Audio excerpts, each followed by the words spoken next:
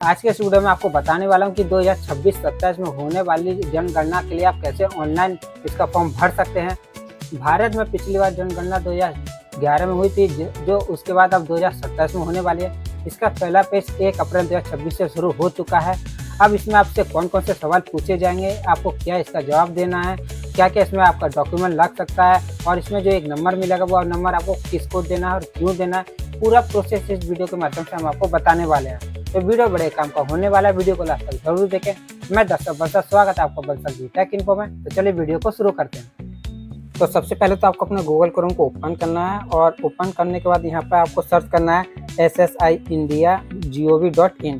तो हमारे सामने सरकार का जो ऑफिशियल पोर्टल है आ जाएगा। हालांकि इसका जो आपको दे रखा है, आप वहां से भी जाके यहाँ डायरेक्टली इस पोर्टल पर आ सकते हो। अब यहाँ पर इस पोर्टल के में नीचे की तरफ ऑप्शन मिलेगा सेल्फ इनबरेशन का, तो हमें खुद से ही फॉर्म भरना है। तो हम इसी ऑप्शन पर क्लिक करेंगे और ओके का ऑप्शन पर क्लिक करेंगे। अब हमारे सामने स्टेट सेलेक्ट करने का ऑप्शन आ जाएगा। तो पूरे भारत के लिए ही एक ही वेबसाइट है। आप किसी भी स्टेट से हो, आपका अपना जो स्टेट है नाम है यहाँ पर सिलेक्ट करना है। इसके बाद में यहाँ पर ये जो कैप्चा कोड है दिखाया गया, कैप्चा कोड सेम जैसा है कैपिटल में, वैसे ही आपको यहाँ पर दर्ज कर लेना है और वेरीफाई एंड प्रोसीड के ऑप्शन पर क्लिक करना है। हम यहाँ पर ओके के ऑप्शन पर क्लिक करेंगे। अब यहाँ पर आप सभी को name of the house hold के सेक्शन में आकर के जो परिवार का जो हेड है उसका जो नाम है आपको दर्ज करना है। अब देखो, राशन कार्ड के केस में परिवार का जो हेड है वह महिला होती है और यहाँ पर जो सेंस का जो फॉर्म है वह भरा जाता है। तो इसमें बेसिकली ये है कि परिवार की जो भी डिसीजन मेकिंग पर्सन है, जो भी अर्निंग मेंबर है, जो परिवार की डिसीजन अक्सर लेता है, उनके नाम से ही फॉर्म भरना है। और परिवार के अंदर जैसे ही आपके पिता हो सकते हैं, आपके दादाजी हो सकते हैं, तो जो भी है उनका नाम, जो मुखिया है उनका नाम यहाँ पे आपको दर्ज करना है। इसके बाद में आपको अपना जो मोबाइल नंबर है वह यहाँ पे दर्ज करना है और ईमेल आईडी ऑप्शनल है। हालांकि जीमेल आईडी अपनी यहाँ पर एंटर कर देना। इसके बाद में वेरीफाई एंड प्रोसीड के ऑप्शन पर क्लिक करना है। तो एक ओटीपी यहाँ पर जनरेट होगा, वो जो ओटीपी है हमारे मोबाइल नंबर फोन पर आ जाएगा। हम यहाँ पर दर्ज करेंगे और इसके बाद में वेरीफाई ओटीपी के ऑप्शन पर क्लिक करेंगे। तो यहाँ पर ओटीपी से वेरिफिकेशन होने के बाद में आपके सामने पोर्टल लॉगिन हो करके आ जाएगा। जहाँ पर पहला जो स्टेप दिया गया है वह यहाँ पर, जैसे कि आप सभी जो फर्स्ट फेज चल रहा है, जिसके अंदर हाउस का अभी इन्यूमरेशन किया जा रहा है, घरों की जो गणना है वो की जा रही है। तो इसमें बेसिकली जियो टैगिंग के माध्यम से आपको अपनी जो लोकेशन है उसको यहाँ पे सेलेक्ट करना है। तो यहाँ पर आप सभी को जैसे कि आपका जो राज्य हो गया वह सेलेक्ट करना है। तो जो भी आपका जिला वह सेलेक्ट करना है। एरिया, जो पोस्ट ऑफिस पे पिन कोड है वह आपको यहाँ पर दर्ज करना है। जैसे आप खोजे ऑप्शन पर क्लिक करोगे तो आपका जो लोकेशन है उसके अकॉर्डिंग आपके सामने मैप आ जाएगा। अब यहाँ पर हम इस मैप के अंदर आपको अपना जो घर है जहाँ पर भी है उसकी जो लोकेशन है वह आपको ड्रैग करना है। आप इस मैप को जूम करके जो जूम आउट कर सकते हो। तो यह जो रेड कलर का पिन दिख रहा है आपको, आपका जो घर है जहाँ पर भी है आपको उठा करके वहाँ पर ड्रॉप करना है। अगर आप कहीं दूसरी जगह की लोकेशन सेलेक्ट कर देते हो तो आपका जो फॉर्म है वह अप्रूवल होने में दिक्कत आएगी। हम यहाँ पर यहाँ के ऑप्शन पर क्लिक करेंगे और अब हमारे सामने नेक्स्ट का जो पेज आता है वो आ जाएगा, जहाँ पर मकान के बारे में कुछ बेसिक इन्फॉर्मेशन पूछी जा रही है। जहाँ पर आप रहते हो, यह जो मकान है इसमें जो फर्श यूज करी है गई है वो किस तरीके की है। तो घर की जो फर्श है क्या मिट्टी की है, क्या लकड़ी की है, या फिर पक्की ईंटों की बनी हुई, या फिर पत्थर सीमेंट की है, या फिर फर्श में टाइल्स वगैरह लगे हुए हैं, तो वो आपको यहाँ पर बताना है। इसके साथ ही में पूछा जाता है कि मकान की जो दीवारें हैं वह कैसी है, मिट्टी का घर बना हुआ है, लकड़ी का है, या फिर ईंटों का बना हुआ है, कंक्रीट का है। तो वो यहाँ पर अपने केस में जो भी एप्लीकेबल होता है आप यहाँ पर सेलेक्ट करोगे। तो हमने यहाँ पर जैसे कि सेलेक्ट कर दिया। अब यहाँ पर पूछा जाता है जनगणना मकान जो है उसके अंदर जो छत है उसका प्रकार कैसा है, तो छत किस प्रकार के हैं, यहाँ पर भी कई सारे ऑप्शन दिए गए हैं। तो अगर घर की जो छत है वो घास फूस से बनी हुई है, जैसे कि पक्की स्लैब नहीं डली हुई है, तो आप यह सेलेक्ट करोगे। प्लास्टिक है, पॉलीथीन से ढका हुआ है, इसके अलावा स्लैब पड़ा हुआ है, ये पत्थर से बनी हुई है, पक्की ईंटों से बनी हुई है, तो आप यहाँ पे बताओगे। अलग अलग ऑप्शन यहाँ पर भी मिल जाते हैं। मकान की स्थिति कैसी है, तो यहाँ पर बेसिकली वर्तमान में वह जो मकान है क्या रहने योग्य है या फिर बहुत पुराना हो चुका है, जैसे कि जीर्ण या फिर सीट्स वाला जो ऑप्शन है वो मान के चलो। और इसके बाद में सहजे और आगे बढ़े के ऑप्शन पर क्लिक करेंगे। इसके बाद में आप सभी को परिवार से संबंधित कुछ जानकारी देनी है, जहाँ पर मकान जो आपने अभी इंफॉर्मेशन दर्ज करी है, इस मकान के अंदर कितने ऐसे व्यक्ति हैं जो रह रहे हैं, उनकी संख्या आपको बतानी है। अब यहाँ पे ये जो व्यक्ति है उनकी संख्या पूछी जा रही है, तो उसमें परिवार के अंदर जो भी पुरुष है, महिलाएं और जो बच्चे हैं, यानी कि सभी को मिला करके उनके नंबर आपको दर्ज करना है। तो यह ध्यान से आपको दर्ज कर लेना है। सभी के जो अकाउंट आपके दादाजी हो गए, दादी जी हो गए, तो उनका जो भी नंबर आता है मिला करके, यानी कि उस घर के जितने भी लोग रहते हैं, क्योंकि घर की इन्फॉर्मेशन अभी पूछी जा रही है, तो उसके अकॉर्डिंग आपको दर्ज करना है। इसके साथ ही में यहाँ पर पूछा जाता है परिवार के मुखिया का नाम, जो कि ऑटोमेटिक यहाँ पर आ जाएगा। अगर नहीं आया है तो मैनुअली यहाँ पर आप दर्ज कर सकते हो। परिवार का जो मुखिया का नाम है हिंदी के अंदर भी पूछा जाता है, तो आप अपने कीवर्ड्स के माध्यम से टाइप कर सकते हो। यहाँ पर वर्चुअल कीवर्ड की भी दिया गया है, तो अगर आपके फ़ोन के अंदर हिंदी टाइपिंग का ऑप्शन नहीं है तो आप इसके माध्यम से भी टाइपिंग कर सकते हो। परिवार का जो भी मुखिया उसका लिंग क्या है, तो महिला है, पुरुष है, वो आप सेलेक्ट करोगे। जाति के बारे में पूछा जाता है, क्योंकि पहली बार इस गणना के अंदर जाति की भी इंफॉर्मेशन पूछी जा रही है, तो जैसे कि अनुसूचित जाति है, अनुसूचित जनजाति है, या फिर अन्य के ऑप्शन पर दिए गए हैं। तो अगर कोई एससी कैटेगरी का है तो अनुसूचित जाति सेलेक्ट करेगा, अनुसूचित जनजाति है तो एसटी कैटेगरी का है। बाकी अगर आप ओबीसी से हो या फिर माइनॉरिटी से हो, जनरल से हो, या फिर अन्य वाला जो ऑप्शन है वह आपको सेलेक्ट करना है। यहीं पर पूछा जाता है कि यह जो मकान है उसका जो स्वामित्व है वह कैसा है, यानी कि ओनरशिप किसकी है। तो अगर मकान परिवार का खुद का है तो अपना सेलेक्ट करोगे, किराए पर है तो परंतु उनका मकान है तो ऐसे में आप इस ऑप्शन पर टिक करोगे। कई बार क्या होता है कि शहरी क्षेत्र के अंदर काम के सिलसिले में लोग पलायन करते हैं, इसके बाद में उनका घर गाँव में कहीं ना कहीं होता है, तो ऐसे में आप बता सकते हो। इसके अलावा किराए पर रहते हुए उनका खुद का कोई मकान अगर नहीं है तो यह ऑप्शन सेलेक्ट करोगे। अगर कोई अन्य केस है एप्लीकेबल है, यहाँ पर सेलेक्ट करोगे। अब यहीं पर पूछा जाता है कि रहने योग्य उपलब्धता कमरों की संख्या, यानी कि टोटल ऐसे कितने कमरे जहाँ पर शयन कक्ष है वह आपको यहाँ पर दर्ज करना है। यहीं पर पूछा जाता है कि इस परिवार में रहने वाले दंपति की संख्या, तो जो भी कपल्स है बेसिकली मान के चलो हस्बैंड वाइफ हो गए।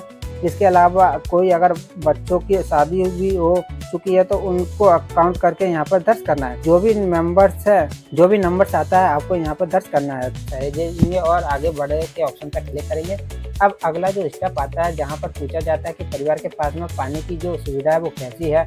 दो ऑप्शन मिलते हैं, उपचारित या अनुपचारित। तो अगर आरओ वाटर है, फिल्टर्ड वाटर है, तो यहाँ पर उपचारित सेलेक्ट करोगे। अनुपचारित यानी कि डायरेक्ट पानी जो भी बोरवेल से निकलता है उसको कंज्यूम अगर कर रहे हैं तो यह सेलेक्ट करोगे। बाकी कुएं से पी रहे हैं, हेडपम्प से पी रहे हैं, ट्यूबवेल है, बोरवेल है, तो अलग अलग ऑप्शन दिए गए हैं। आपके केस में जो भी एप्लीकेबल वह आप सेलेक्ट करोगे।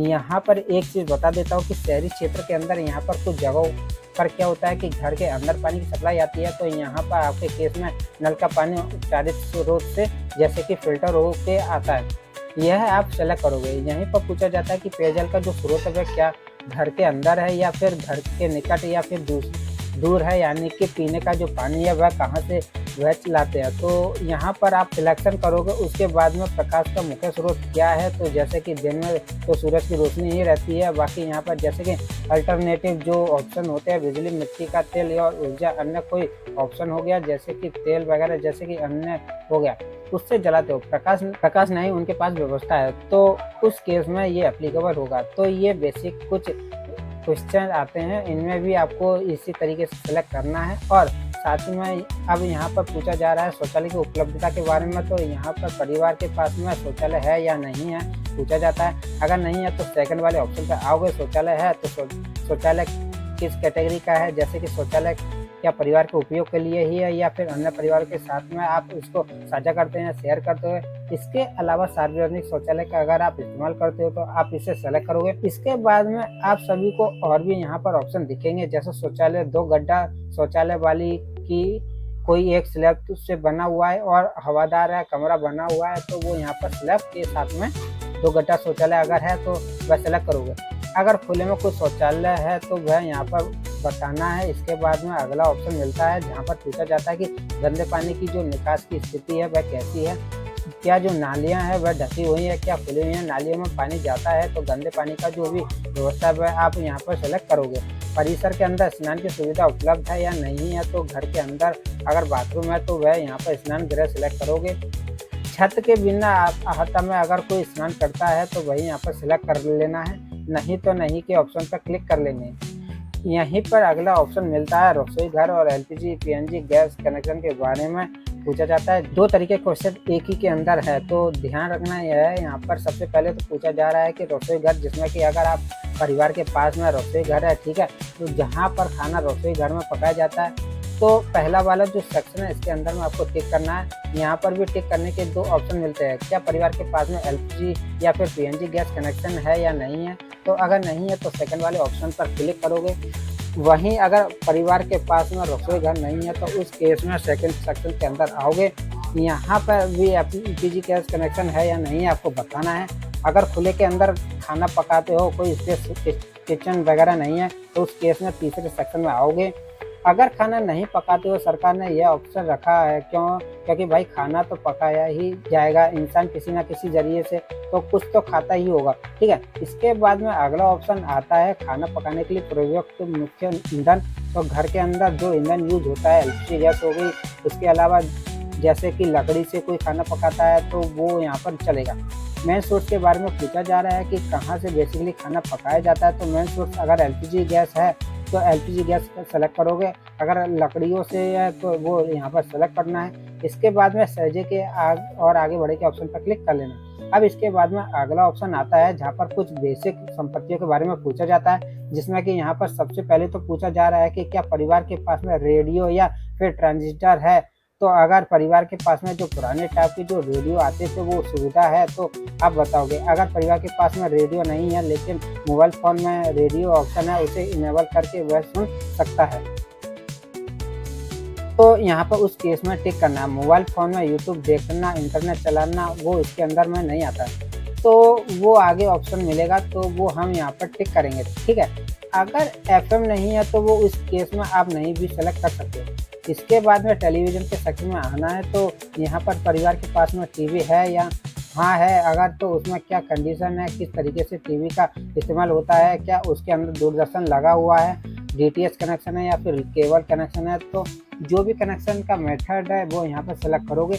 जैसे कि मान के चलते हैं कि कोई इंटरनेट से टीवी चलाता है तो अन्य का जो ऑप्शन दिया गया है वह भी आप सेलेक्ट कर सकते हो। वहीं अगला सेक्शन मिलता है इंटरनेट सुविधा का। तो इंटरनेट सुविधा परिवार के पास में अगर है लैपटॉप पर, कंप्यूटर पर या फिर मोबाइल फ़ोन पर, स्मार्ट पर या फिर किसी भी अन्य उपकरण है तो आपको यहाँ पर बताना है।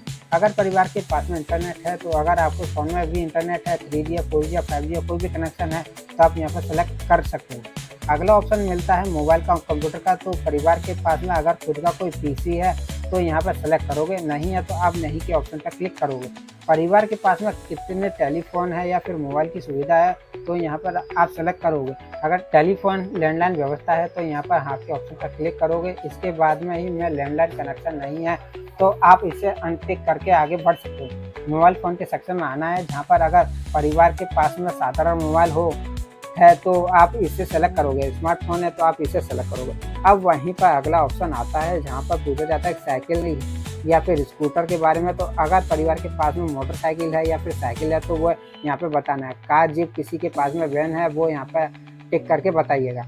परिवार द्वारा उपयोग किए जाने वाला मुख्य अनाज कौन सा है, तो गेहूँ है, चावल है, बाजरा है, मक्का है, अलग अलग ऑप्शन मिल जाते हैं।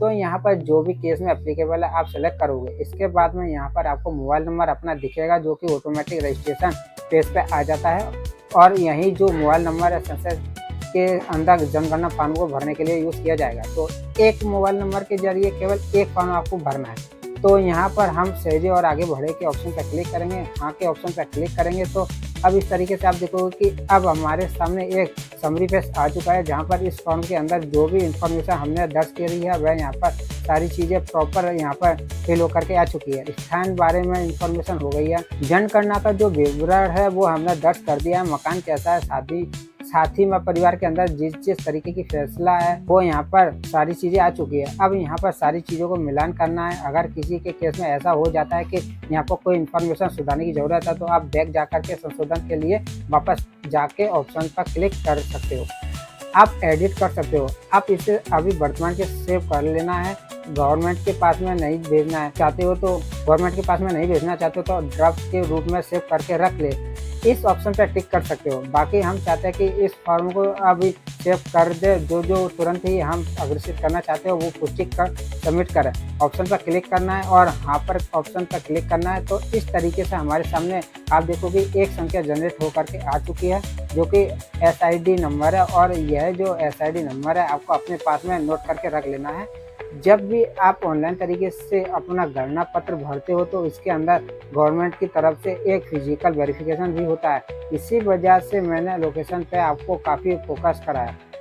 लोकेशन आपको यहीं पर तरीके से सेलेक्ट कर लेना है, क्योंकि लोकेशन अगर आप गलत सेलेक्ट कर देते हो तो उस केस में जो जैसे कि अभी कहा जा रहा है कि डोर टू डोर लोग आएंगे, तो गवर्नमेंट ऑफिसर्स होंगे वो आपके घर के पते पर आएंगे और वो आपसे पूछेंगे कि क्या आपने ऑनलाइन सर्वे फॉर्म भरा है, तो आपको उनके साथ में यह जो आईडी है वह शेयर करनी होगी। तो ये रहा पूरा प्रोसेस कि जो आप घर बैठे अपने जनगणना के लिए फॉर्म को ऑनलाइन भर सकते हैं। अगर वीडियो अच्छा लगा तो वीडियो को लाइक करें, कमेंट करें और चैनल पर अगर आप नए हैं तो चैनल को सब्सक्राइब करना ना भूलें। और ये वीडियो उन लोगों तक शेयर करें जिन्होंने अभी तक अपना जनगणना का फॉर्म को ऑनलाइन नहीं भरा है या जो भरना चाहते हैं। तो मिलते हैं इसी तरह के एक नए वीडियो में, तब तक के लिए धन्यवाद।